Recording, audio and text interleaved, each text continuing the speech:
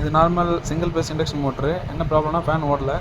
Check பண்ணி பார்த்ததுல ஃபேனில் வந்து ஒரு வைண்டிங் கட் ஆகிருக்கு. அது எப்படி நம்ம செக் பண்ணணும்னா ஃபஸ்ட்டு வந்து மல்டிமீட்டரை ஆன் பண்ணிக்கங்க.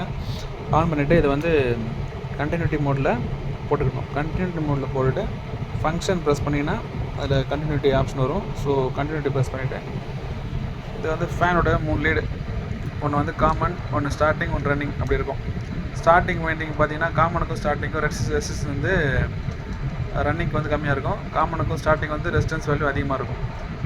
ஓகேவா? இப்போ நம்ம அதை பேஸ் பண்ணி நம்ம இதில் எது நம்ம வைண்டிங்னு சொல்லி கண்டுபிடிக்க போகிறோம். ஆக்சுவலாக 3த்துலையுமே நம்மளுக்கு வேல்யூ காட்டணும். அப்போ தான் வந்து காயில் வந்து ஹெல்த்தியாக இருக்குன்னு அர்த்தம். ஸோ இப்போ வந்து நம்ம காயில் செக் பண்ணி பார்க்கலாம். இப்போ நான் ரெட்டுக்கும் க்ரீனுக்கும் வச்சுருக்கேன்.